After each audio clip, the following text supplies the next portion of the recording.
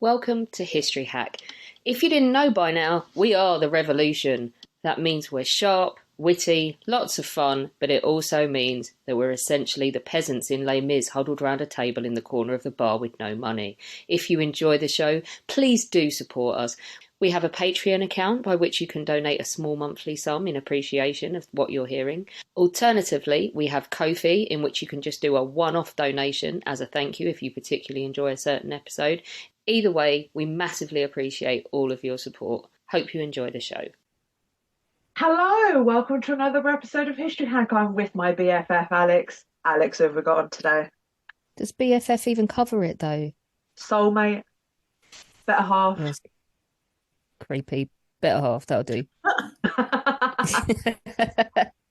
Okay, right. Let's introduce a guest. No one wants to listen to us two talk. Right, Jan Marie Knights is back. We had a fantastic time with her last time talking about Plantagenet. So Jan is a historian and journalist and is a keen researcher of local and Tudor history. She obviously published the Plantagenet Socialite, which we talked about before, but she's here today to talk to us about her new book, which is about the Tudor Socialite. Hello, Jan.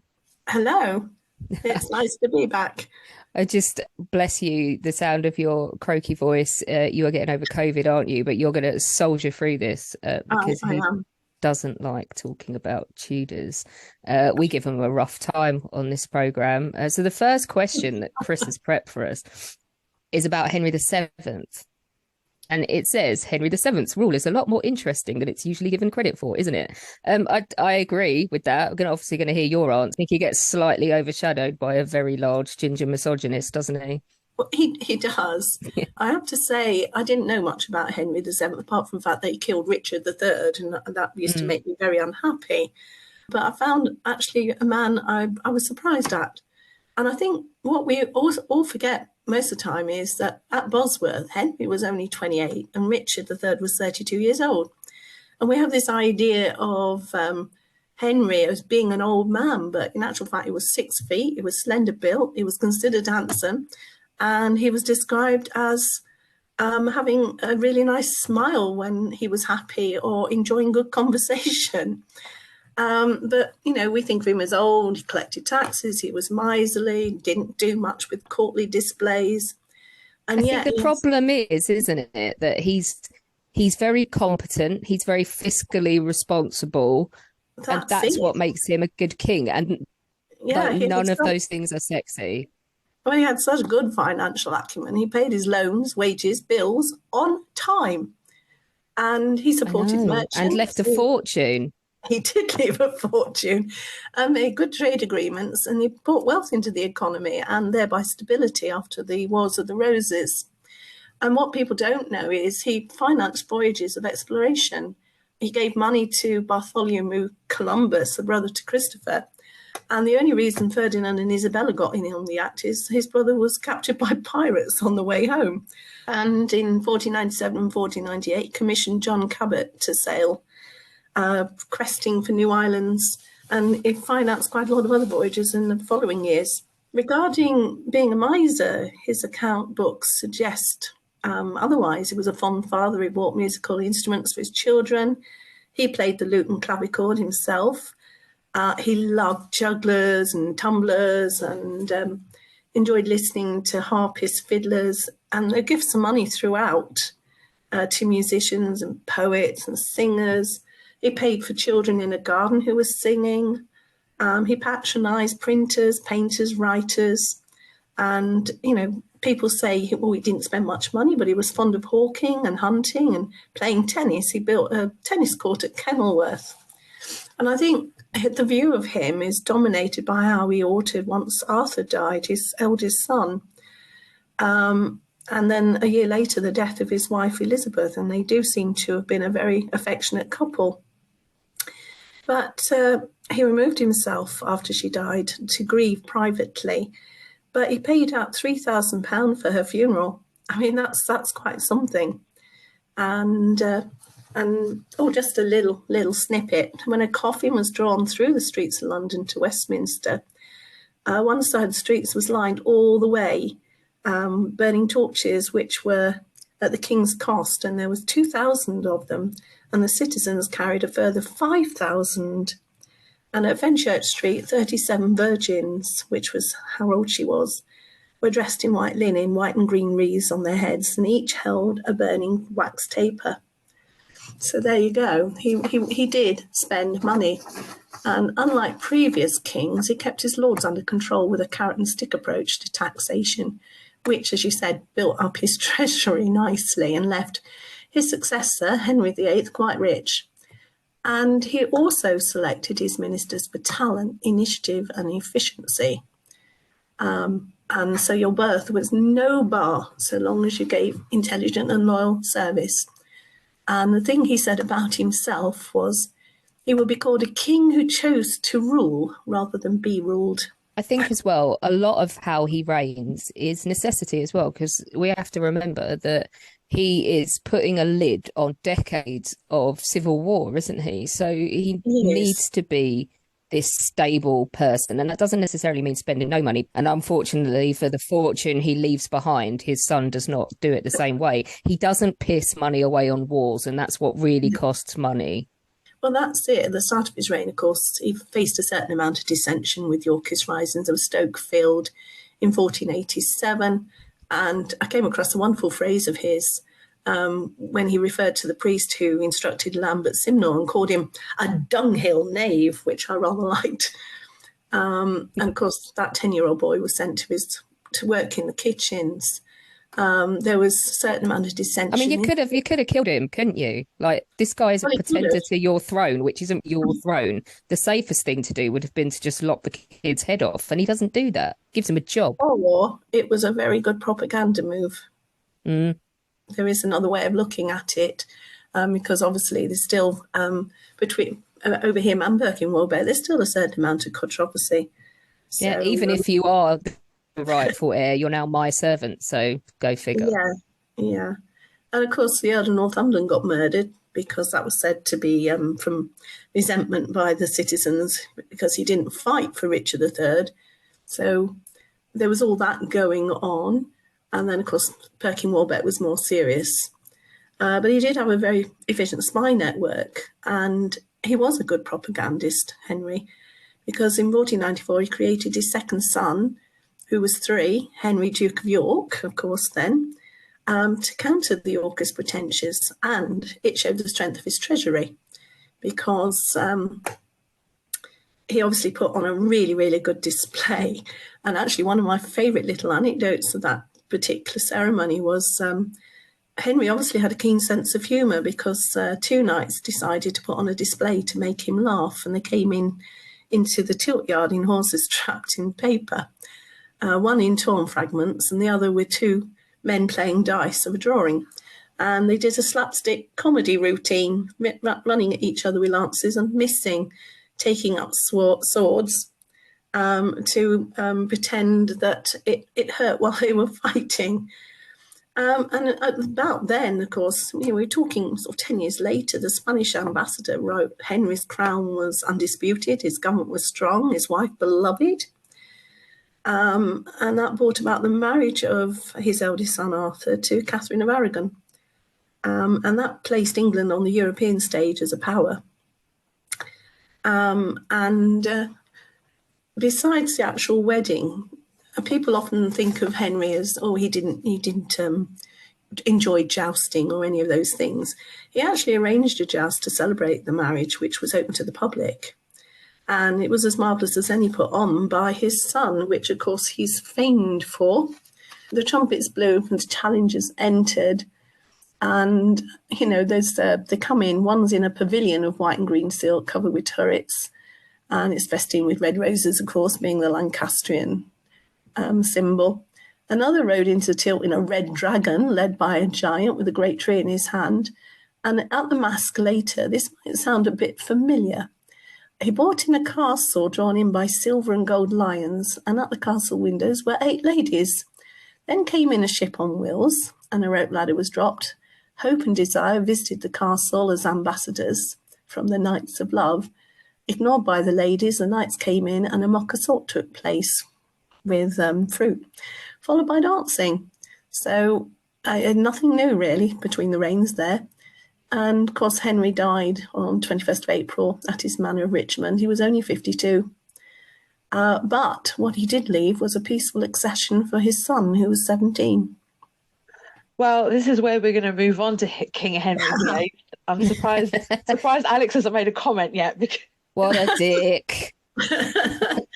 I underline that, a total dick. But okay, we're gonna give Jan a chance to at least like provide some balance, aren't we? Well, yeah, because we constantly take the piss out of him on this podcast. If it's not in one of our journals, then definitely a down the pub sort of spiel is made on him for being. Because he so deserves it. Well, yes. But Dan, you've got to give us something that makes him a little bit more likable. Is there something? I'll have a go. Although I thought it was a bit of a tall order. And I really dug deep. I was going to say, like, this is the one point where, I mean, I get it when I get to the Duke of Windsor, when I'm like, okay, remember that your job is not to just like do your stand-up routine on him. You actually have to give the historical fact behind it. So unfortunately, Henry VIII is your problem. So what did you find? Well, let me start off with, he began his reign lauded as the most learned prince in Christendom. He encouraged scholars and artists, philosophers, musicians, etc. People like Erasmus found him charming, I don't know for how long. His reputation was, the most gentle and affable prince in the world. And then I thought, what else can I say about him? Well, he built ships. He increased the English Navy, had a strong interest in guns, which can be seen at the Leeds Armoury or the Tower of London. And quite a lot of it is interesting, especially the way the armour grew. And I believe he designed weapons. I think I remember seeing a programme on the Tower of London with some mention of that. Of course, he had the Mary Rose built. What is less well known is in August 1545, he actually attempted to recover her after she sank, which he did just after leaving Portsmouth. The report is salves and salyards were laid on land. He employed a Venetian salvage crew, used 3 cables with engines tied to a mast to bring her up, with a hulk placed either side. But it failed. One of the masts broke, and Henry employed skilled salvage divers led by a West African called Jack Francis, who led a crew of 8 divers. And their job was to retrieve the guns, or as many as they could. So all agreed that Henry was handsome, above usual height, considered over 6 feet, strong, muscular, fit, athletic, and he had a good brain when he used it. He enjoyed discussing medicine and astronomy, and he founded the Royal College of Physicians in 1518, which everyone assumed was with a rationale for the common good, because he passed acts of Parliament to regulate and license medical practitioners. He also, although there's no details given, installed public water supplies and sewers, which was seemed to be a bid to stop epidemics. And of course, the sweat was prevalent at the time. He devised his own herbal lotions, salves, and ointments to help ease inflammation and pain for himself, friends, and his household, including one which was said to be for the sweat, which he sent as a recipe to friends and relatives. And it was said to be a handful of sage, a handful of herb grace, a handful of elder leaves, and a handful of red briar leaves ground together, strained with white wine, ginger, mixed, and you were supposed to drink a spoonful a day. And the only other thing I could find really with Henry was the only time I ever felt he might genuinely have been in love with Anne Boleyn and not just obsessed with her was when she fell sick of the sweat in 1528. And this is the letter he wrote. There came to me in the night the most afflicting news possible. I have to grieve for 3 causes. First, to hear of my mistress's sickness, whose health I desire as my own, and would willingly bear the half of yours to cure you, only half, mind. Secondly, because I fear to suffer yet longer that absence which has already given me so much pain. And really, that's about it. And I thought, well, do you know, for somebody who was really scared of illness, the fact that he was actually willing to go half of it, I thought, said something. Actually, almost contemplating somebody's well-being, half contemplating someone's well-being above that of his own, which I feel is about the nicest thing we can say. Yes, and that was all I could really find, I'm afraid. To be fair, let's I know it's fun to mock Henry VIII because he's fat and ginger, but I mean, he's a product of his environment, isn't he? Yes, Like, he he is. was raised a prince, he was spoiled rotten, then his brother dies, and it would have amped up even more because he would have been the savior of this new Tudor line. He's obsessed Yeah. with sort of, I mean, they are usurpers, the Tudors, really. So he doesn't Yes. really belong on the throne. There's an insecurity about keeping it. There's the lack of a male heir. Like, he is a product of his environment, his upbringing, and his situation. But that doesn't make it okay to cut wives' heads off. And to be really to turn yourself into a tyrant. Well, nothing's ever his bloody fault either, is it? Like, I mean, and again, product of the early modern period, it's the woman's fault for not having a baby. But I think isn't there not now they believe that there's something that was wrong with him that was causing the miscarriage. More than likely, yeah. But Yeah. you could also partly blame his mother because she spoilt him rotten. Yeah, And he really this is did true. miss her in a very big way. I also feel like had she been around to slap him silly a couple of times. Yeah, might have helped. And of course, Yeah. Henry did try to. I mean, I've often wondered when people said, oh, you know, Henry treated him quite badly, you know, he's kept his son by his side and this, that, and the other. I'm thinking, well, what did he know that we didn't? Yeah, Was there a exactly. good reason for it? Also, as well, like that's him doing his job. He wasn't raised from birth to be a king. They've got to No. cram this education in at the last minute after Well, his he was- brother dies. So he was, take him everywhere. In a way, because he was slated to go for the church, that was probably one of the worst things, because he thought he was a great theologian. I would, yeah, because isn't it really embarrassing for everybody else when he starts writing pamphlets like in France that mocks him silly? Like, Yeah. it's not really the done thing, is it? No. So should we talk about, so your book is The Tudor Socialite, and I imagine it's quite challenging pulling up the lives of everyday people from this far back, but Yes. you've had a go at it. So can you tell us about Lady Agnes Hungerford? Yes, I was quite surprised at this one. Lady Agnes is the woman who on 20th of February 1523 was hanged at Tyburn. Her stepson, Walter Hungerford, accused her of murdering her first husband, who was John Cotell, and supposedly with her servants, or one of the servants, who got hanged with her. John was a steward of Sir Edward Hungerford, and she later married Edward as his second wife. But people wonder about the accusation by her stepson, because when Edward died, he made a will with 11 witnesses, and he described himself as of whole, perfect mind, but sick in body. And he left everything to Agnes and made her his sole executrix. And that disinherited his 19-year-old son. And of course, people wonder why. Anyway, she was arrested in January 1523, incarcerated in the Tower, and attainted of felony and murder of her first husband, because her stepson alleged she had killed him and burnt his remains in the kitchen Great Range at Farley Castle. And that was supposedly in July 1518. And by Christmas, Agnes and Edward had married. Lady Agnes was buried at Greyfriars in London, and the Crown took all her property and eventually gave it all to her stepson. There was an inventory taken before execution, which still exists, and it shows clearly it was her absolute property, so there's no denying that. And it seems to have been dictated by her, as some is in first person, and you can find this in Archaeologia in one of the volumes.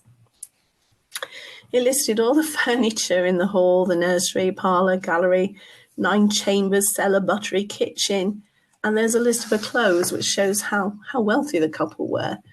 And for herself, she got gowns of crimson velvet with French sleeves, lined with tinsel, russet velvet with French sleeves, and bearing in mind this is like 1520.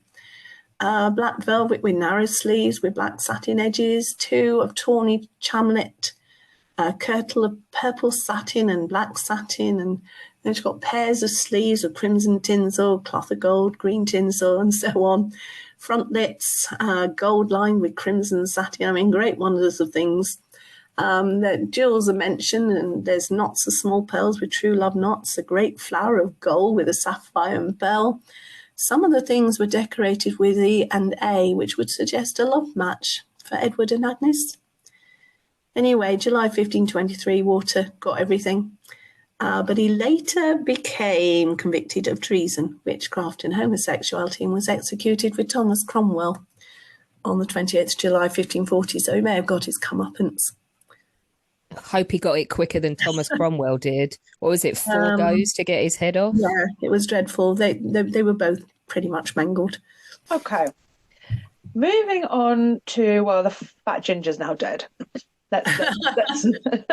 He's now dead in our little storyline here. Religion is completely and utterly tearing the country apart thanks to him. Yeah. People don't know what they're supposed to do to stay safe. And his son, Edward, now takes the throne at 9 and has a very short reign, dies at 16. And he manages, well, at least the people that are managing him manage to be complete and utter dicks too. What do we know about his reign, and how dickish is it compared to his father's awful reign? It's a harder one, this one, because, Edward is thought of as being governed. I'm not sure that's completely true. He's got agency, hasn't he? When I first thought about Edward, you always get this idea he was sickly. Then he had a heart-rending death, which is heart-rending. But 2 years before he died, he was running in tourneys. He displayed himself to his people, riding 2 to 3 miles in full armour. And he left behind a very interesting diary, which is what made me wonder whether he was as governed as people think, because he has very strong opinions. He has clashes with Mary over her disobedience to him in matters of religion. And he's very irritated, you can tell that, because she keeps telling him he's a minor, and he'll realise differently when he's older, but he's actually very intelligent and very educated. And he really did believe. I love the idea of this little ginger having a go at his big sister, and she's like, bitch, please, for the last 20 odd years, I've had our dad coming at me over religion and I stood up to him. You ain't got nothing I'm scared of. Well, that's probably very true, but it still makes interesting reading in his diary. And of course, Edward actually believed he had ascended the throne to further direct the religious reform. I mean, he's classed as the first Protestant monarch. And of course, his uncle, who was Lord Protector and Governor, also made himself Earl of Hertford to the Duke of Somerset. So we know him now as Protector Somerset. He was also very keen on it. And of course, between them, roods and images were removed from the churches. The church walls that had the beautiful paintings were covered over with white paint. And then they were covered with scripture texts, wonderful things that people have lost so much colour in their lives. They replaced the Mass by Holy Communion, and the Book of Common Prayer was bought and disseminated throughout, which had, to say it was by Thomas Cranmer, it is full of quite lovely language, actually. Anyway, the Acts of Uniformity was brought in January 1549, which obviously stated every church must use the Common Book of Prayer in the place of the Latin Missal, and any priest not so doing would be imprisoned for 6 months for a first offence, a year for a second, and life for a third. But note, no one was burned. They were just talked about being imprisoned. And of course, all of this was coupled with rising prices, which resulted in unemployment and hardship and starvation. There were commons enclosures, which led to rebellions in many counties, including East Anglia, West Country, the Midlands, which were severely put down. You've got to be fair, though. The Protector did try to rectify some of the problems because he actually did have sympathy and tried to stop the commons enclosures. But he had a rival, which was the Earl of Warwick, became Duke of Northumberland, of course, who proclaimed Somerset a traitor and managed to get him arrested. And in February 1550, the Protector was charged that he had used his own authority without the Privy Council, which, by the way, had originally been 16 people of equal power, which did not happen. And they said, he did it without the council, and he wrote and sealed orders of arrest, prisoner releases, and mustered armies, talked with ambassadors alone, had rebuked, checked, and taunted councillors who held differing opinions to his own, and had incited insurrections by making people rise because of enclosures and saying openly, gentlemen were the cause. And he had written to nobles and gentlemen to speak fair to rebels and handle them gently, while aiding the rebels with money of his own. So they did arrest him again later, and of course he was executed, although he was only found guilty of felony and not high treason. People thought the good Duke, as he became, was saved, and then found they were wrong, and that also nearly brought about a bit of insurrection. But during that year, there was a second act of uniformity with a revised Book of Common Prayer, which I think we use today. I'm not sure about that one. And the proviso came that everyone had to attend church on Sundays. But by then, Edward was ill, and he began to worsen until he died at 8 in the evening, held in the arms of his friend Henry Sidney. And when you read what he went through those few months before his death, it really is heartrending. And I almost cried at the end of it, because when you're reading history and you're reading the contemporary documents, you're like reading it for the first time, and you get really caught up in emotions. We're talking, like you said, about the socialite, about the normal everyday people here. And Chris has put us some interesting people. I know he's put a couple that he finds really interesting, which is really cheeky of him. But the next person we have is about a murder, and that's the murder of Mr. Arden of Faversham. I mean, tell us a little bit about that. Well, I couldn't believe when I came across this. I mean, part of the brief was to find a bit some things about the times of the Tudors, and not just about the monarchs. And the murder of Mr. Arden was quite a cause célèbre, and ended up with, pamphlets illustrated by woodcuts, and of course there is a woodcut picture in the book. And it also brought about plays. And basically, Thomas Arden was previously Mayor of Faversham, and he was murdered by his wife Alice. And she was burnt at the stake in Canterbury on 14th of March 15. Oh, I can't remember. When they first married, they were apparently considered a handsome couple, an affectionate couple. And he was said to love her so much, it was said he winked at the affair she began with a tailor called John Mosby. John Mosby made her dissatisfied in her marriage, and she began to hate Thomas. First off, she tried to poison him, and this failed. There were another 2 attempts made, because she asked her lover to do something. And he first asked someone called Green to do the deed. And he decided to, and because he bore a grudge apparently, and he hired 2 ruffians called Black Will and Shakebag, an interesting name. And they tried twice unsuccessfully to waylay the man, once in Paul's Churchyard. They broke into a lodging and they tried to kill him there, but a servant realised what was happening, and they missed waylaying him on his way home. So they decided he was rather hard to kill, so they were going to do it in his own parlour. So he came in. Sorry, hold on, wait a minute. I can't stop laughing at this. I'm so ridiculous. Sorry, keep going. Well, he came in from work or wherever he'd been on the night of Sunday, 15th of February, 1551, about 7 o'clock. And he was met at his door by Mosby, who said, "Oh, let's have a game of backgammon while Alice prepares supper." So they sit down to the backgammon table, as the woodcut shows, and there was a cupboard behind Thomas, and inside it was skulking Black Will, who stealthily emerged and attempted to strangle him, while Mosby hit him over the head with a 14-pound pressing iron. And, he was then carried half conscious into his counting house, and Alice stabbed him 7 or 8 times in his chest with a knife. Talk about overkill. Wow, okay. And then Alice directed her servant to help her, that's her servant Elizabeth, to help her clean up the blood and tidy the rushes which had been disarranged, and then had the bloody cloths and the knife thrown into a tub by the side of the family well. In the meantime, her husband had invited 2 London grocers to sup with them, and she calmly entertained them when they arrived, kept saying, "Oh, I don't know where my husband's got to."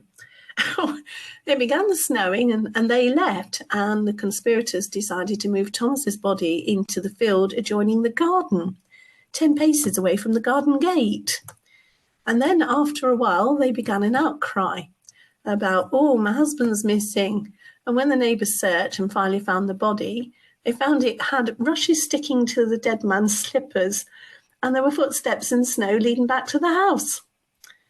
And when they tackled them, Alice immediately confessed, and of course then was imprisoned, and as I say, she was burned. Mosby was hanged in Smithfield, and Elizabeth was burned at Faversham, cursing her mistress, apparently.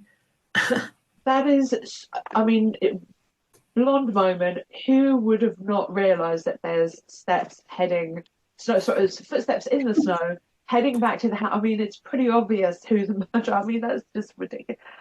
I mean, nowadays, I guess we're a little bit, if a murder happens, people are not that smart either. Never mind, ignore that comment. I thought I was going to make a really smart comment. It's not just the footsteps in the snow, they left his slippers on.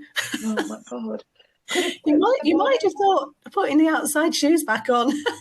Exactly. Oh my days. I think. Oh, never mind. Okay, so next in this line narrative, we have probably the shortest. Is it the shortest reign in history? I think so, yes. Yeah. So Lady Jane Grey. I think that's a bit obvious if I say shortest reign in history. Everybody knows it's going to be Lady Jane Grey, and Yes. her sad ending, which actually does make me really sad. Yes. Tell us about her 9-day brief. Well, I can't feel anything but sympathy like yourself for Queen Jane, because she was queen, she was proclaimed, and for her husband Guildford, because I never quite understood why Mary felt he had to be executed. Anyway, Edward, of course, had wanted to stop Mary ascending the throne because of her Catholic beliefs, and felt if he excluded one sister, he'd have to exclude the other. And his father had left the throne to heirs of the body of his niece Frances, which was daughter of his sister Mary. So, i.e., that was Jane, now Dudley, of course, because she was married to Guildford, Catherine and Mary Grey. She was proclaimed queen on the 10th of July, and she arrived at the Tower at 3 o'clock on that day. And she actually wrote a warrant, her first, to Sir Andrew Dudley, Keeper of the Wardrobe, for crimson velvet and holland cloth to cover 2 chairs and 2 close doors. Then her first letter was to the lieutenants of the shires, announcing her rightful accession and commanding them to defend her and resist the feigned and untrue claim of the Lady Mary. And on that day, 21 privy councillors replied to Mary's letter of 9th of July, rejecting her claim of being rightful queen. And then her last act really was to hand her father-in-law, who was then the Duke of Northumberland, her sealed commission as lieutenant of her army to muster a force and arrest Mary. It was noted, though, in the London streets, as she arrived at the Tower, not one person in the crowd called God Save Her, no bonfires were lit, and no feasting in the streets. And that was because the people believed the rightful queen was Mary, no matter what their betters might have thought. By 19th July, Mary was proclaimed at the Cross in Cheapside as Queen of England, and the people showed they were overjoyed. Caps were thrown in the air, streets crowded with people shouting, "God save Queen Mary!" Bonfires were lit, the tables grown with food, and people were singing and laughing and being very happy about it all. Jane's father, the Duke of Suffolk, heard the tumult, and he left the Tower, saw what was happening, and went to the Tower Hill and proclaimed Mary as Queen himself. And he left his daughter alone and a prisoner with her husband, both accused of high treason and under guard. And that's it. After he returned, sorry, and as we know, she was kept under guard at the Tower, and she was executed on 12th of February 1554 after the Wyatt Rebellion, which I know we're probably going to talk about later. Also because of her father trying to put her back on the throne. On the scaffold, she made a short speech declaring she knew little of the law and titles to the crown, and that she was innocent of coveting it. It was said elsewhere she wrote a letter to Mary from the Tower saying she was confused when homage had been paid to her as Edward's heiress, and had swooned, and when the crown had been brought to her, she had scrupled to try it on. Anyway, the executioner knelt before her to ask her forgiveness, which she gave him willingly. And when she saw the block, she said, "I pray you dispatch me quickly." She knelt, tied a handkerchief about her eyes, and felt for the block, and then couldn't find it. And we have that distressing scene where she's going, "Where is it? Where is it?" And somebody on the scaffold gently guided her hands, and she laid her head upon the block. But neither Jane nor Guildford had even reached 17. So I think, I just feel really sad about that one. It does make me a little bit, I don't know, I have mixed emotions about this. I've read books by Alison Weir that talk about Lady Jane Grey and her reign, and obviously a lot of fictitious things in between. And it just brings out these sorts of emotions that, she is a young girl, she's naive, she doesn't really want to enter into this marriage, and she's forced into it. She's forced into becoming queen. I mean, how much truth of that is there about Lady Well, you see, I'm in two minds, really, because she must have known herself. I can understand her not knowing the ins and outs of the laws, but I don't know. I just feel she must have known that what she was doing wasn't completely on, but then she was ardently Protestant. She has a very interesting treatise she writes about the differences between the Catholics and the Protestants, which I'd love to have used a bit from, but it was just really too long. And did her faith decide her to take it on anyway, in the hopes that God did mean her to be queen, and she was going to carry on fighting the good fight as Edward had started? It's just the whole Pandora's box, isn't it, that Henry VIII opens with the Reformation, because it's not like he opened it and there was one form of Protestantism. It's a shit show. There's all kinds of sects and subsets, and there's no consensus on who's the official one, and you just chuck your lot in with one and hope at this period in history, don't you? And then obviously Mary comes along and really rocks the boat by going back to Catholicism. And I think I was going to say, even then, it's not just the Protestant factions, there actually are Catholic factions, because there's an anti-papal Catholic faction, which also entered the mix. So bearing that in mind then, the victor gets to do the talking, don't they? And as far as the sisters go, Elizabeth is the victor. Protestantism wins out. And so Mary is kind of remembered as this hideous, tyrannical, burning people alive nut job, but actually she burns less people alive than Elizabeth does, doesn't she? There's some nuance to actually how I feel like we did an episode on this, on how Mary really has been hard done by history. Well, you say that, but look at the length of the reigns. And that's what people look at. The minute she was back with the Pope, the burning started. And that didn't start. The first burning was 1555. She only lives another 3 and a bit years. And in that time, she burns that many people. So I think that's where she's got the reputation from. And also the reputation because when she had her failed pregnancy, she took it as a sign of God telling her she wasn't being ardent enough. So she burnt even more people. This is the thing, isn't it? She's so... I mean, and I have no doubt that she's not, this isn't PR, she believes this with her heart and soul, this Catholicism stuff. And she's watched her dad destroy it, and not just destroyed the church, which I think would have especially broken her, but society as well. Like when the monasteries come down, we lose people's healthcare, education. The country's a mess.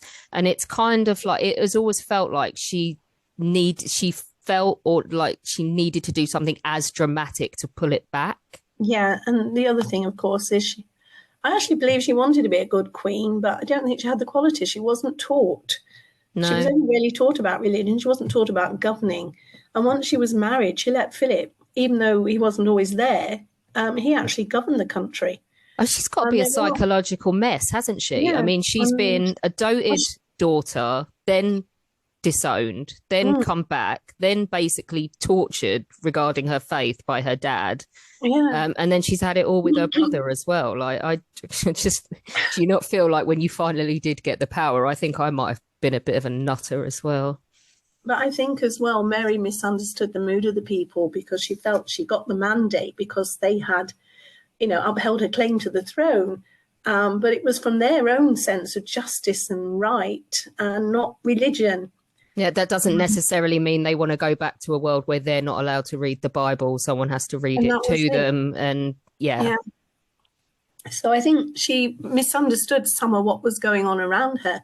Plus, she didn't trust her own ministers and started trusting the Spanish ambassador and was hiding what she was doing. She was giving him all the state papers to read for his advice and not getting the advice of her own council. So there were lots of, again, it's never clear cut. No, it's not. And I mean, like we've got back to talking about sort of lofty things like the state of religion in the country. But Alina, give us another one of these socialites or people high up in society, like completely ballsing up their lives, because I think people love those. Yeah, we've got the next one, which is the Archbishop and the Innkeeper's one.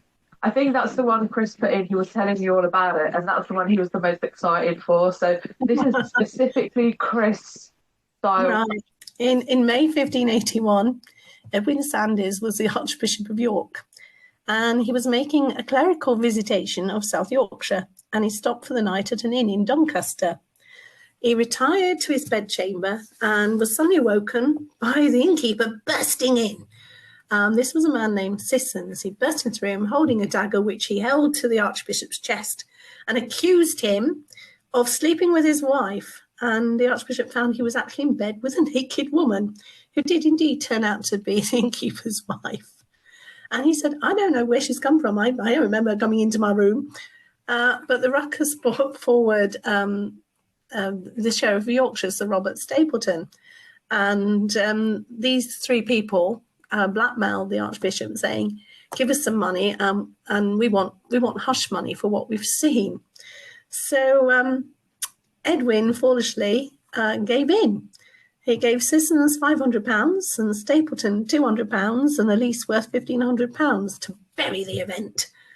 But then they carried on blackmailing him, and he decided to do the sensible thing, and he disclosed it all to the Privy Council, which it was then investigated, and he was cleared. He stayed as Archbishop, cleared of any wrongdoing, and the Stapletons and the others were punished. So that's a simple one. But I leave it to you to decide whether the Archbishop knew he was in bed or not with a naked woman. I think he was set up. Oh no, how did this happen? Oh no. Alex is not believing him. I believe him. He probably got set up. I think he was set up. I think they thought they were going to make a quick buck. 2 against 1 here, 2 against 1. And once you've given in to blackmail, and they thought, oh, goody good. Brilliant. I love it. Chris, we've obviously been going through a list of Chris's favourite things that he's picked out of the book here. What's your favourite? What's your favourite anecdote you came out with when you were doing this book? Can I give you 3 very small ones? Yes, we will allow it. When Philip and Mary married, there's a bloke called Edward Underhill who kept a diary. We actually first meet him with Queen Jane, actually, but he's a gentleman prisoner, a pensioner of the Tower. And for the marriage, he was delegated as server, and he recorded the meat of the second course was given to the bearers, and he had carried a large, very delicately baked pasty of red deer on a great gold charger. He wrote, that he had to return the gold dish, but the pasty he sent to his wife to share with their friends, which I thought was rather nice. We hear a little bit of Edward Underhill through the book, so... the other one is when Anne Boleyn left Westminster Abbey after a coronation, she left it holding her father's hand, which I thought rather touching. But one of my favourites, actually, is in Elizabeth's reign. There are many well-recorded, marvellous entertainments, but one of my favourite anecdotes is after the failure of the Armada. Commemorative medals were struck, one with pictures of Spanish ships, 2 of which sinking, and there was an inscription put on which referred to the Spanish admiral, the Duke of Medina Sidonia. And it said, he came, he saw, he fled. And it tickles me every time. I always feel sorry for these Spanish guys washing up in places like the Shetlands as well. Like, can you imagine trying to blend in on Shetland? Hi, hola. My ship appears to have gone. I was trying to conquer you, but in fairness, it wasn't my decision. I was just following orders. Do you mind if I move in and stay? It doesn't, I mean, there's no accounts of mass murderings of any Spanish people that rocked up. They seem to have gone, all right. I think the other little anecdote from that time was one of the Spanish ships was sinking and Protestants went to rescue them and they go, come on, you Lutheran hens, bet you won't fight us. I love it. I love it. Some Spanish aggro. Oh, yeah, while they're sinking. Dan, this has been actually really exciting. I haven't been captured by Tudors for a while, so thank you for that one. Because it's nice to learn about the everyday person rather than, you know, when we talk about the Tudors, it's, oh, let's talk about Henry, let's talk about the fat man, you know, all of this, or Anne Boleyn, or something along those lines. Well, my brief was really about the monarchs, but also about some of the life as well. So that's what I did try to do. Can you remind our listeners, though, the name of your book? It's the Tudor Socialite. Fabulous. We'll try to get that into our bookshop, and I've had a really great time. I don't know about you, Alex. Are you and your wealth of knowledge of Tudors? Don't tell Charlie, because we're recording some point soon about more Cromwellian stuff. But don't tell her we had fun on the Tudors. Oh, yeah, that's she'll be so upset. Yeah, don't, because my whole thing is that I don't like any part of history apart from modern. So that's the secret that people don't know that I actually enjoy. Yeah, I think everybody's heard about your complete obsession with all the penis stuff at Naples now and Pompeii. So you've completely blown that. Oh yeah. Never mind. Anyway, Jan's like, oh my God, what? Jan, you've got to come back and do something when you've got something else. So give us a shout. I've got something coming, actually. I was asked to do a Socialite style Socialite style book on Mary Queen of Scots, and I've finished it, and it's going off to the publishers this month.